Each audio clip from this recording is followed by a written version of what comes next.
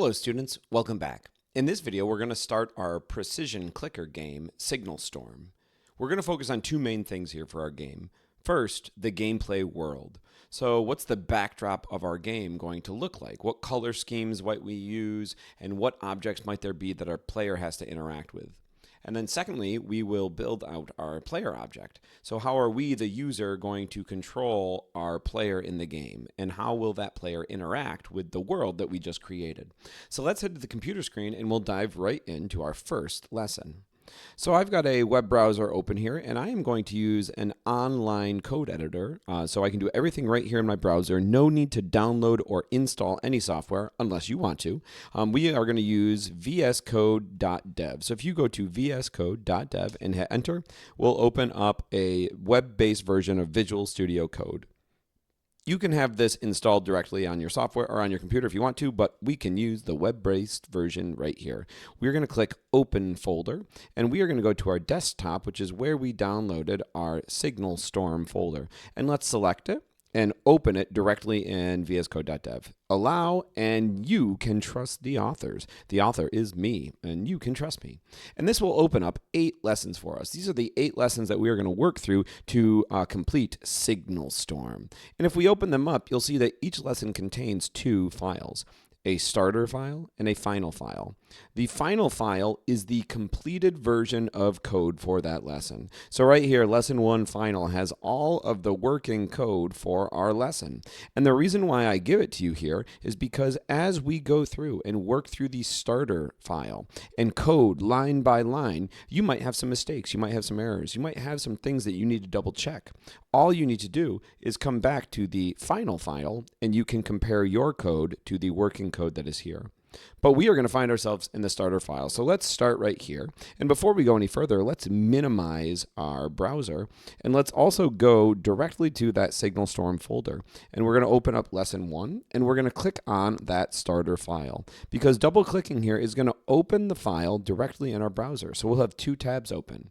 One where we can edit the code, and one where we can see our game and play our game. So we can have the code and have the game that the code is creating.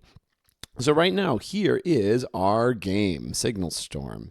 It looks like, I don't know, it looks like it's straight out of like the 1970s with this color scheme of brown and orange and like light blue. It says player control, move my mouse. I'm moving my mouse. Nothing is happening. So this is a really, really bad state of our game. So we got to do some work to fix it. So let's head back over to our code, and before we actually get into fixing this terrible game, let's talk about what we have right here in this file. So this is an HTML file, a hypertext markup language. That is essentially the language of the internet. So all of the content that you see out there on the internet is found inside of HTML files. Now we're not going to worry too much about HTML, but we should know a little bit here. So HTML consists of these things called tags. And so here's an example of a tag, the title tag.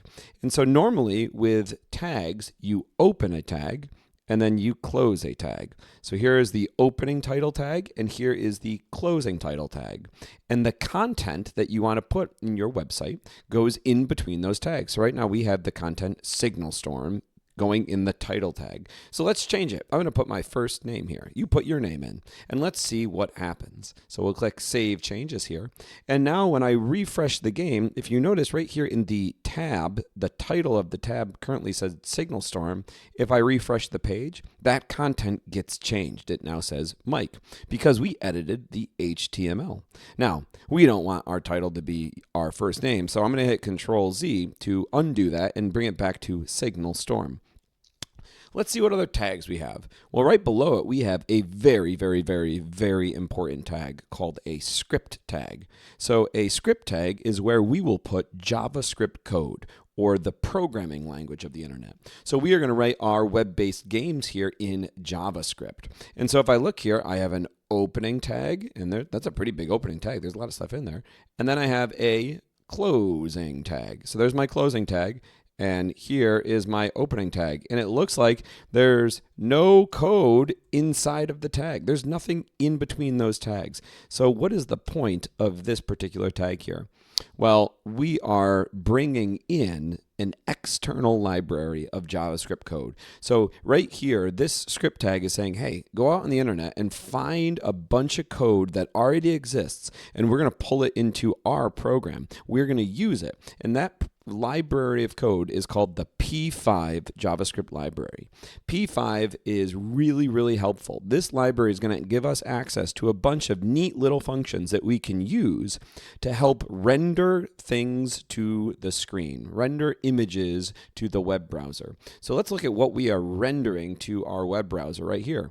Well, we're rendering a bunch of background colors, we're rendering lines, we're rendering a circle, we're rendering text, we're rendering this HUD or heads up display. So all of that rendering will be aided or helped with this P5 library. So we're going to talk about that library quite a bit here in this first video. All right, so let's keep going. We've got style tags. So there's an opening tag and a closing tag. It looks like we've got a body tag. Ooh, there's another script tag. So this second script tag, where do we close it? Well, if I scroll down, let's see, I'm going to grab the scroll bar here and I go all the way down to the bottom of the program. There's our closing script tag. So in between the opening and closing script tags there, that is our own personal JavaScript code. This is the code that represents our game. It's where we're going to write all of our game. So let's go see what is in this script tag. Well, right at the beginning, we have a comment. Anything that is in green here is for your eyes only. The computer is not going to understand it. The browser is not going to try to process it. So we have our lesson 1, the world and player, and then we get something called the mission checklist. Your mission checklist is 8 missions, 8 little snippets of code that we are going to go through and either fix or write to take our terrible, terrible version of a game. And if you forgot, this is our terrible, terrible, terrible version of a game, and make it much better, more playable, more fun, and it should look better. So this is what we will use to learn a little bit about computer programming and game development. Now, let's keep scrolling. Right below that, we have something called the student edit zone. These are values or variables that you are safe to modify. Changing something in the student edit zone will not break your game. It will just change how your game looks or plays or feels.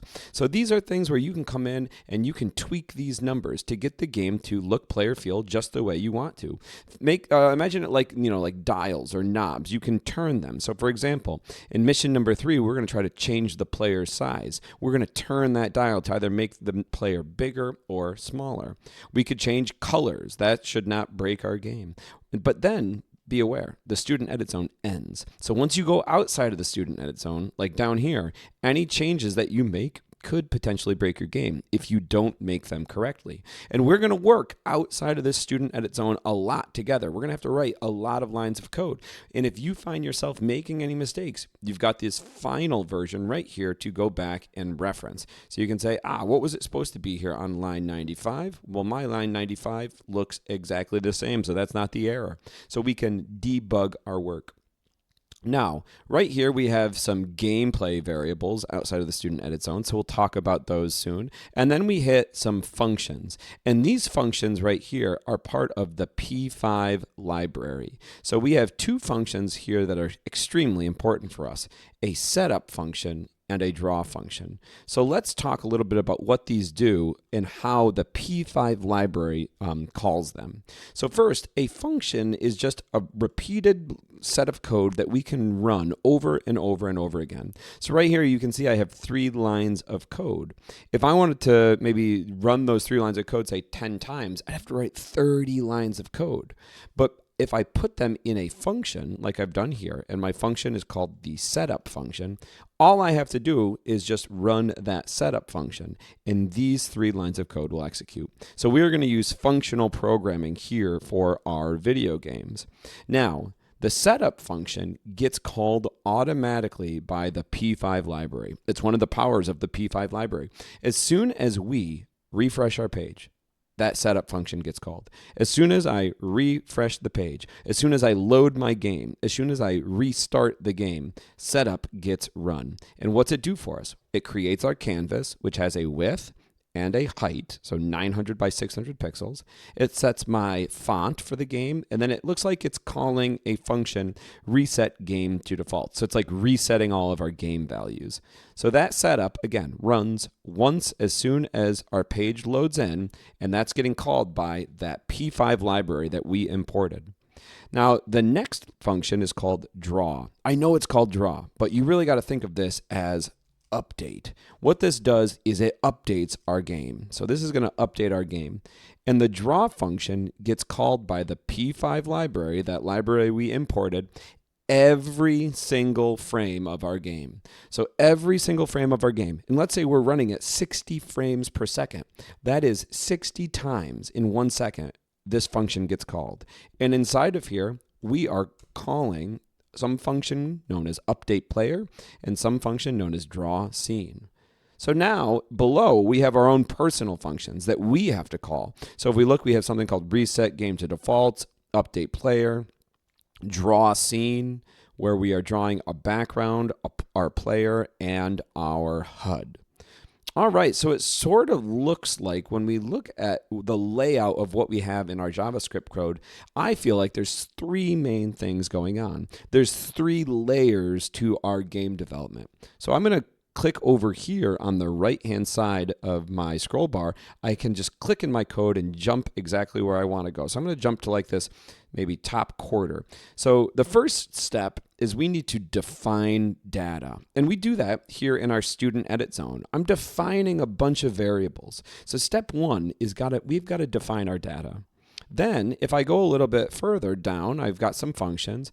It looks like we are updating our data. So we have like update player, we've got to reset our game values, so those are getting updated. So step one, define data. Step two, update data. And step three, we have to draw that data so we can see the changes that we have made. So those are going to be the three layers of our game development sort of attack here. We'll define data, we'll update data, and we will draw the data to the screen.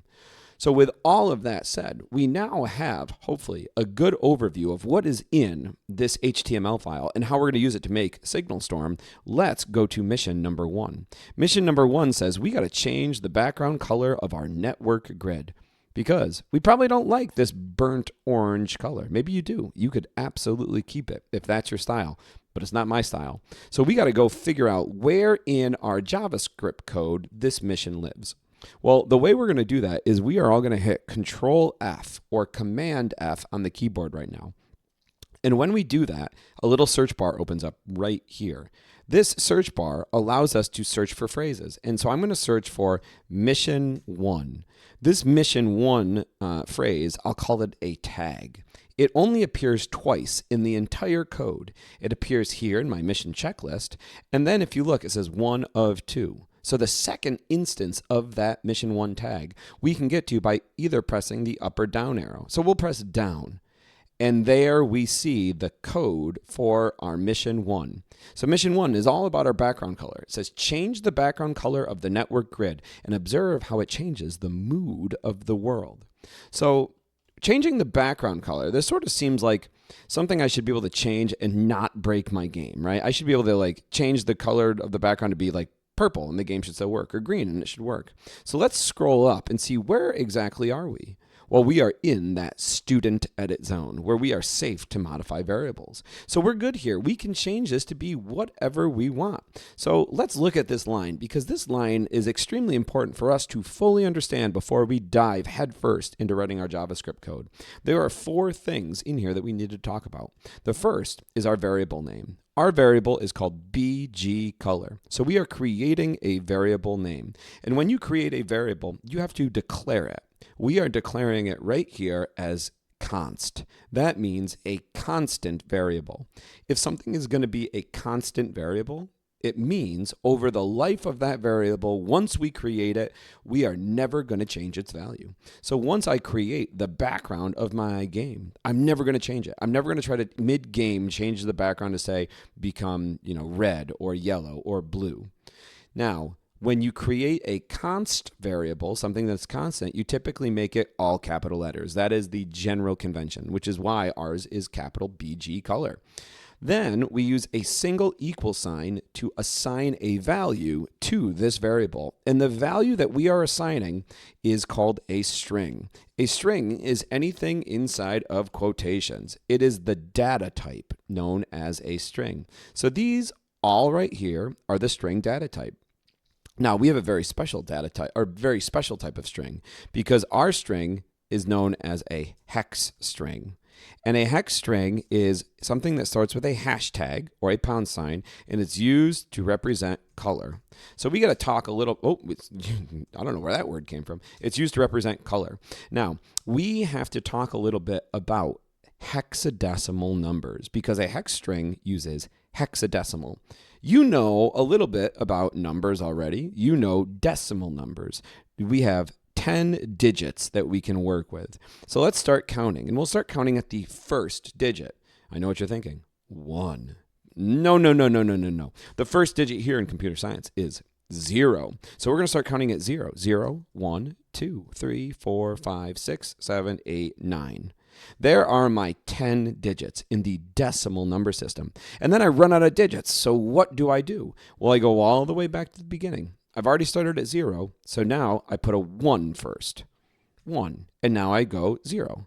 1, 1, 1, 2, 1, 3, 1, 4, 1, 5, 1, 6, 1, 7. And I could continue going on and on and on. The hexadecimal number system is no different. The only thing is, instead of only having 10 digits to work with, we have 16 digits to work with. So let's see how this works. We start counting. 0, 1, 2, 3, 4, 5, 6, 7, 8, 9. And then I have a digit A. I have a digit B, a digit C, a digit D, a digit E, and a digit F.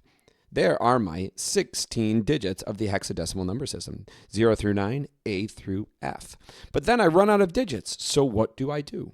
Well, just like our decimal number system, I go back to the beginning. I've already started it with 0, so now I start at 1, and I start over, so 1, 0. 1, 1. So in hexadecimal, the number 1, 1 represents 17. In hexadecimal, the number C represents 12. Now, how far can we go out in hexadecimal? Well, we can go out extremely far. But for a hexadecimal string, we go out to 255. And 255 in hexadecimal is FF. So that is our mapping, because this string right here is showing 3 colors. There's a red portion, which is the first 2 numbers, 8, 1 in hexadecimal. Then there's a green portion, which is the next 2 numbers, 3F in hexadecimal. And then there is a blue portion, which is the last 2 numbers in hexadecimal, 2, 2. So if we put the hexadecimal value for the red channel at, say, 0, 0, that means I want no red in my color. And if I take that red channel and I make it FF, that means I want all the red. Turn the red all the way up to its maximum value of 255. All right, with that overview of color strings, I'm going to delete this code and let's mess with the colors. Let's actually just do all the red, no green, and no blue. And let's see what this gives us. So all the red, none of the green, none of the blue. I'm going to refresh my page. I should have that is a very bright red background. I am not a fan. I'm going to add some green to it. So I'm going to put all the red and all the green. So none of the blue. We amped up the red channel. We amped up the green. What's red and green going to make? Oh, it makes yellow in this case. Mixing red light and green light, we get yellow. But that yellow is way too bright for me. So we can actually dull the light by just reducing how much red and green we have. I'm going to make it 8, 8 in the red channel and 8, 8 in the green channel. So now it's a more muted yellow. Hey, what would happen if we turned all of the colors up? So let's give ourselves all the red, all the green, and all the blue. So when we have max colors, we get white. So all the red, all the green, all the blue makes white. What if we go the other way? What if we say none of the red? Give me no red, give me no green, and give me no blue. Well, this is what black is. All right, so with that, let's pick a color for Signal Storm. I kind of like the dark background. It kind of gives a cool vibe, but I don't want to use black. So in the red channel, I'm going to put just a slight bit of red, 0, 8. And in the green channel, I'll put a slight bit of green, 1, 0. And in the blue channel, I'll do the most blue. So I want like a, I don't know, like a dark navy blue, black sky maybe. So 1 F in the blue channel. And let's look at what this background color looks like. Ooh, that's perfect. I love it. For me, this is the exact color that I want for the mood of my world. So in my mind, mission 1 is complete. I'm extremely happy. All right, let's keep going on here. So let's now go to mission number 2. So I'm going to hit Control F to bring up that search bar, and I'm going to change mission 1 to mission 2. And now I'm searching for the second mission. It brings me right to it. If I want to go back up to my mission checklist, I just hit up. It says we got to hide the system cursor. Because right now I can see the cursor on the screen. I guess I don't want to see my cursor. Okay, so we want to hide it. Well, I'm going to go down here, and this puts us in our setup function. Remember, that setup function is going to get called automatically by the P5 library. It's going to run it as soon as we refresh our page. So as soon as we run our page, this setup function is going to run. We're going to create a canvas, set our text font, and reset our game to defaults. And now we want to hide the system cursor. So there has got to be some function that's going to remove that pointer for us. And it is a built-in function called no cursor. So we're going to type out no cursor. And then when you type a function's name, if you want to run the function, you need a set of parentheses to actually execute or run the code that that function has. And then it's great JavaScript practice to put a semicolon. So now when I reset my game and I refresh my page, setup's going to run, and we're going to say we should have no cursor inside of our game. So right now the cursor's there, but let's run the setup by refreshing the page. All right. I bring my cursor in. Where did it go? When I'm on my canvas, that cursor now disappears, which is exactly what we wanted to do. So mission 2 is successful, but this makes it very hard to see where we are at in our game world. So there's got to be more that we are going to do here, because right now I can't tell where my mouse is. So as far as I'm concerned, we just broke the game. We made it worse. Well, let's see how we can make it better. Mission 3 says we should change the player's size. Okay, is this giant blue circle here our player? I think maybe that is the case. So right now he's pretty large. He's pretty large and in charge. So mission 3 finds us targeting the player size. It says change the player radius value. Make the cursor orb larger or smaller. So changing the size of the player should probably not break the game. And this is where we find ourselves in the student edit zone. So we have a knob, we have a dial that we can tune, we can fine tune here. It's a constant value called player radius, and it's currently assigned a value of 50. Because our player is a circle, we will specify their size as a radius. Now, a radius, oh, well, I don't have my cursor, so I can't show you. I know what I'll do. I'll open up a whiteboard. Let me open a whiteboard here really quick and just make sure we are all on the same page when it comes to the terms that define a circle. So if I have a circle here, right, here's my player right now. Zoop. Okay. Here's the center. The radius is the distance from the center to the end of the circle. But there's another quantity that is the distance from one end to the next passing through that center, and that is known as the diameter. And the relationship between the two of them is that the radius is half of the diameter. So the radius is the diameter divided by 2, or we could say that the diameter is 2 times the radius. And so that's going to come in handy for us, making sure that we fully understand this relationship between radius, diameter, and the size of a circle. So let's change the radius of the player. I don't know. Let's make him 100. Let's double it. Double it. He should get bigger. Whoa, and he gets bigger. Now let's have fun. Let's make it huge. Let's make it 500. What's going to happen? It doesn't even fit in our game window anymore. That was a terrible mistake. I take it back. Take it back. Let's make him 300. Let's see. Well, that's still pretty bad. I mean, because like he's up in our HUD. He's hanging out up here in the HUD. We don't want that. So let's make him small. I want to make him super small. I'm going to make him 10 because I think what our player is going to be here essentially is going to be a little like crosshair that represents where we are going to click or fire in our game, because this is like a precision clicker game. We want to click different parts of the screen. So we got to have a little like, like almost like a target that we're using here. So that's going to be perfect, a size of 10. Let's complete mission 3 and head to mission number 4. Mission number 4 says, hey, we're going to draw a little bit more of that player, because it's not just going to be one singular circle. We're actually going to draw a smaller circle inside of the main orb. All right, so this finds us in a function called draw player. I always like to figure out where we are at in a function. So draw player, if I scroll up, draw player is going to be inside of draw scene. So when we call draw scene, the background gets drawn, the player gets drawn, and the HUD gets drawn. And where are we calling draw scene? Well, we've seen it in this video. I will jump over here. You can stay right here. So if I click right about here, okay, we are going to see that we have these default P5 game functions. Setup gets called once at the start of our game, and the draw function gets called every single frame of our game. 60 frames per second. We are calling this 60 times in a second. We're updating our player, and then we're calling draw scene.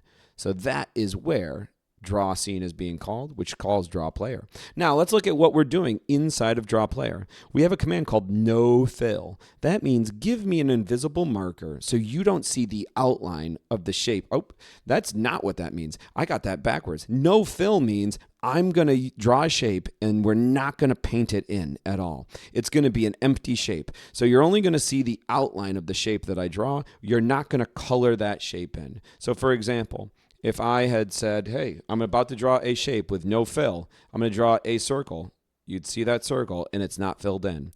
Of course, we could fill it in. I could load up some paint in my paint bucket. Maybe I load up some blue in my paint bucket. And then when I draw my circle, you would fill it in with the blue. And you'd see the outline and the paint. You could also say, hey, I'm going to put my paint in my paint bucket, but now I'm going to pick up a marker that is invisible so you can't see it. And now you're just going to see the paint that I fill in. And so these are 3 different ways we can sort of draw in our video game using P5. So right now we're saying no fill. I want no paint in my paint bucket, and then the stroke function means I'm going to pick up a marker of a specific color. I'm picking up the marker that is the player's color. If you notice, that's a hexadecimal string. 0, 0 in the red. No red. Almost all the green and all the blue. All the green and blue together make cyan, and that is the color of our player right there, that little tiny circle. And then I make the marker that I picked up thicker. So stroke weight 2 means double its thickness. And then we draw a circle. And so there is the circle that we draw. A circle function needs 3 pieces of information: the x coordinate of the center, the y coordinate of the center, and the diameter of the circle. So if you look here, remember we said diameter is twice the radius. So we're taking the player's radius and multiplying it by 2. So that's working nicely. Now, where are we getting, what is player X and player Y?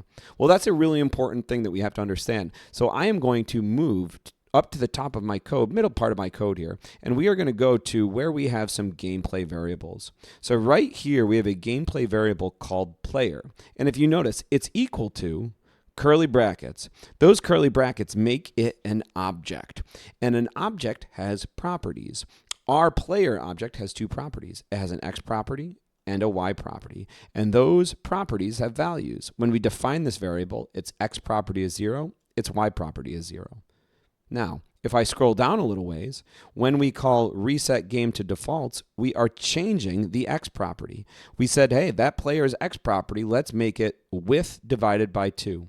Width divided by 2 is the width of our canvas divided by 2, puts it sort of smack dab in the middle. And then we're saying, hey, let's change the player's Y property as well. So we're repositioning that circle. All right. And then you can see later on in update player, we change it again. We're setting its X property to be 500 and its Y property to be 300. So we can dynamically change those values. Now, they exist and we can use them to position our circle, which is exactly what we're doing here. So now we want to draw a little inner circle. So this time we say no stroke. That means give me an invisible marker So you're not going to see the outline. That's, let's see, which example is? That's this example here. Give me an invisible marker so you don't see the outline, and then I call fill, which means I'm about to put some paint in my paint bucket, and I put this paint in my paint bucket, which is all the red, a little bit of green, and a lot of blue. I think it's probably going to be like an orange color. So when we draw a shape now, we're just going to see that paint color. And what we want to do is we want to draw a smaller circle inside of our main orb. So to do this, we're going to call this circle function, which needs 3 pieces of information. The x coordinate of the center of our circle. Well, we are going to use that player object's x position and the y coordinate of our center. So we'll use our player object's y position and then the diameter of the circle. Well, my other circle was player radius times 2. So I'm going to make this one player radius. Now, if you look, as soon as I start typing, I get a big old list of options here. I can use my arrow keys to move up and down. And when I find what I want, I can hit tab to auto-complete it, which is awesome. I'm going to multiply the player's radius by 0.5 here for this one. So it should be a much smaller circle. Let's take a look. If I refresh the page, there is the center of my circle. I think that looks great. That looks really cool. That's like almost like the laser dot of our target. Now our player is complete. So with our player complete, let's go to mission number 5. It says update the player's position with the mouse. Yeah, because right now I would like that little circle to sort of follow my mouse because I can't see my mouse cursor anymore. But if I had that player following my mouse, I'd know exactly where we were in the game world. So mission number 5, if we go to it, puts us in a function called update player. We had just seen that update player gets called every single frame of the game due to the P5 draw function. Remember, that function is calling update player and draw scene. So it says update the player's position with the mouse. Well, right now we're setting player X to 500 and player Y to 300. I don't know. Let's change this. Let's set X to 100 and Y to 500. Let's just see what happens.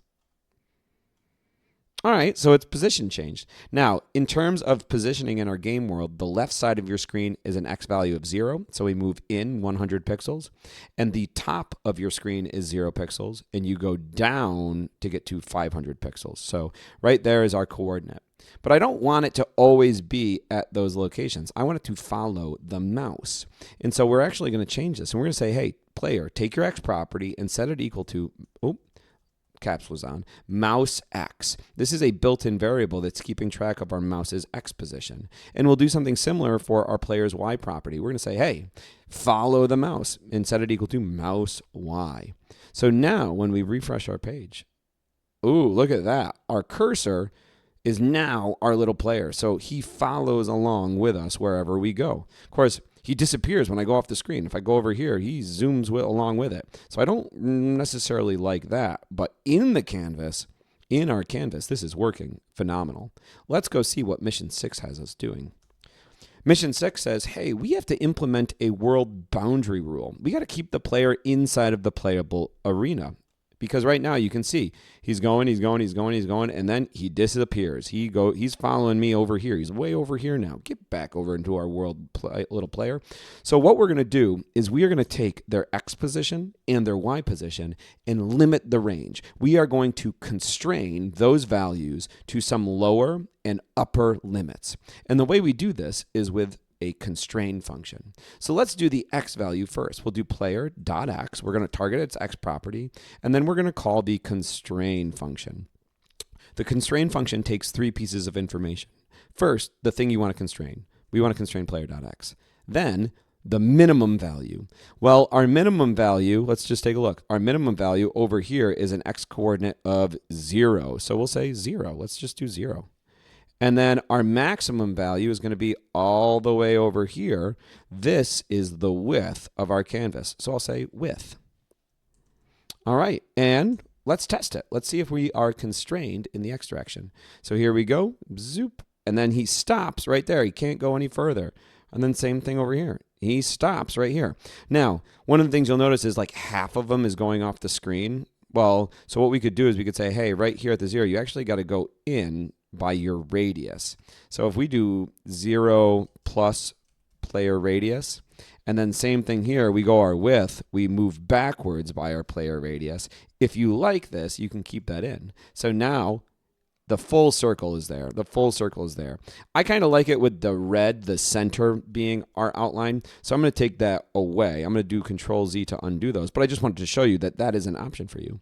So now we got to constrain ourselves in the Y direction. So let's mimic this. We'll do player.y is equal to constrain. And what do we want to constrain? The player's Y property. And we'll go from 0. And this time we'll go to height. So let's see what this does for us. All right, I'll refresh the page. And so now I'm constrained down here at the bottom. And at the top, well, that doesn't really work for me because now I'm up in my HUD. I really want to be constrained like to here, right? To where the HUD starts. So I have a variable that I've defined for us. I'll show it to you in my student edit zone called HUD height. So I define the canvas width, the canvas height, and here is our HUD height of 60 pixels. So let's go use this here. Instead of constraining our Y value's lowest value to 0, let's use that variable HUD height. And with that, I believe our player is going to be constrained. So I can't go past in the X, I can't go past in the X, I can't go past in the Y, and I'm stuck up at the HUD. So our player is now properly constrained, which brings us to mission number 7. We are making great progress here. Mission number 7 says, we got to draw the network grid lines. Use the row and loop to complete the full grid. So if you look right now, this does not look like a grid. We kind of want to have a grid effect. It sort of looks like I've got the columns drawn correctly, but I don't have the rows drawn. I got this, just this first row is drawn. So really I want like a bunch more rows going down. So this finds us in the draw background function. So before we were in draw player, now we are in draw background. It looks like we put a color in the background and then we pick up a marker of a specific color. Our marker here for using the stroke command, pick up a marker of a color, we are using the grid line color variable. And if you notice, this is not a hexadecimal string. This says RGBA. 0, 245, 255, and then 0.14. So I'm going to actually go up to this variable because it's important for us to discuss this representation of color. Here it is, grid line color. We have two ways, we have multiple ways we can define color. I will use 2 of them. If I want just a solid color, like our background color or our text color, I will use a hexadecimal string. But if I want a color that is transparent, that I can sort of see behind, and our grid lines are quite transparent here, I will use an RGB alpha string. This is very similar to our hex strings. We have a red channel, a green channel, and a blue channel. The only difference is instead of going from 0 to FF in hexadecimal, these go from 0 to 255. So 0 means give me none of the red. 245 means give me almost all of the green. And 255 means give me all of the blue. But then there's power right here in this last number. That last number is known as the alpha channel or the transparency. And in this case, it goes from 0 to 1. If it is 1, it means you will not be able to see behind the color at all. So if I make this 1, these colors are going to pop. You're not going to be able to see behind them at all. And if you make it 0, it will be fully transparent. So I refresh this. Now we don't see it at all. It's fully transparent. But if I make it like a decimal, like 0.14, we will be able to see slightly behind it. It will have some transparency. So there we go. That is our color for transparency. So now that we know that, it looks like we loaded that up. We have a marker of that color, and then we set our stroke weight to 1. So that's our thickness. And then we use this thing called a for loop. All right, so a for loop is a way to repeat lines of code over and over and over again until a certain condition is no longer true. So it says for let column equal 0, column less than or equal to grid cols. Well, that looks like a constant variable that has 15. Okay, so from 0 to 15, and then col plus plus means we're going to take this variable and we're going to increase it by 1. If you notice, we're not declaring this variable with const, we're declaring it with let, because we're going to change its value. So when the first time we run this loop, col will be equal to 0, and then the next time it'll be equal to 1, and then the next time it'll be equal to 2, then 3, then 4, then 5, then 6, then 7, then 8, then 9, then 10, all the way up to 15. But once it tries to get to be 16, 16 is not less than 15. So that statement that I have highlighted there will become false, and the loop will stop. Each time we run the loop, we are determining some variable called x and then drawing a line. Those are all of those lines right there. We got to do something similar to get our rows now. This says, ooh, let row equal 0. Row less than or equal to grid rows, which is 9. Row plus plus. So we're going to increase this. Row is going to be 0, then 1, then 2, then 3, 4, 5, 6, 7, 8, 9. And when row becomes 10, 10 is not less than 9. So the loop will stop. We are creating a variable called y. And if you look, our variable called y is just the HUD height, which is 60, and then we're adding 20 to it. I don't think that's right, because every time we draw our line, if you look, we are just drawing the exact same line. Now, this line takes 4 pieces of information. It takes the x-coordinate of the starting point and the y-coordinate of the starting point. So we're doing 0 and then our HUD height plus 20. 0, so that's the x-coordinate, and then there's our HUD height plus 20. So that's our starting point of our line. And then our ending point, it's the width of our canvas, and then that same y variable. So our ending point's all the way over here, and we draw a line between those. What I need to do is sort of shift the y value down to draw the next line, and shift the y value down to draw the next line, and shift the y value down to draw the next line. Well, remember, we've got this variable called row that's going to be 0, then 1, then 2, then 3, then 4, 5, 6, 7, 8, and 9. We are going to use it here. So what we're going to do is we're going to take our y value, and we're going to say, let's do HUD height plus row. Let's see what this does. So now let's see if we get some different lines. Whoa, it's like we got a bunch of like blurred lines that are all really together. So what I need to do is sort of space them out, because I'm adding 0, and then I'm adding 1, and then I'm adding 2, then I'm adding 3. Let's take 0, 1, 2, 3, and let's multiply it by a variable that I have called cell height, which is just a constant number. So if we refresh the page now, boom, there is our grid. This looks perfect. So a nice application of a for loop.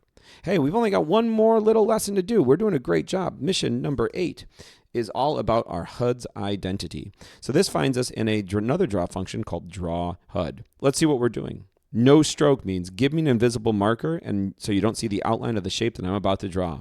Fill means I'm going to put some paint in my paint bucket. I'm putting a transparent black, none of the red, none of the green, none of the blue, so it's black, with a transparency of 0.68. And then I'm going to draw a rectangle. The rectangle takes 4 pieces of information. The x-coordinate and the y-coordinate of the top left corner, in our case, 0, 0, so right up here. And then the width of the rectangle and the height of the rectangle. Our width is the width of our canvas, and our height is our HUD height. So that rectangle is going to be my HUD that you see right here. And that's painted in with that transparent black. Then I load up a different color in my paint bucket. I use the variable text color, which is going to be about white. I align my text left in the horizontal direction, center in the vertical, and I set my text size to be 18. Now I'm loaded to create text. Let's change the text size. I don't know, let's change it to 60. What's going to happen? Well, that game name is going to get much bigger. And if we look, when we align our text, we're currently saying left align. When you create a text object using the text function, you need 3 pieces of information. The string that you're going to display, its x position, and its y position. The x position of 15 pixels is left aligned, meaning we're going to put the left side of this string, our G, at 15 pixels. If I make it center aligned, we will now put the center of this string, which is the space, at 15 pixels. So let's watch. This space should now move to where the G was. Boop. And that's exactly what happened. So we can position our text in a variety of ways. In this case, we're going to keep it as left aligned. Let's change the size back from 60 to, I think it was 18. And then let's do one final thing. Let's change the name of our game, because we want to give it a proper name here in the HUD. We'll put Signal Storm. And I think the x coordinate of 15, the y coordinate of 25 is great placement. And with that, our world and our player are complete. This game looks way better already. We've got a player that's following our mouse. It's going to serve as like our crosshair for when we try to click on things. Our world looks good. Our HUD looks good. I think this is a great place to stop. This was a wonderful introduction to JavaScript game development, leveraging the P5 library for certain functions like setup and draw, and writing our own functions to instill these 3 levels of game development: defining data, updating data, and drawing data. So we'll build on all of this in our next video. I'll see you then.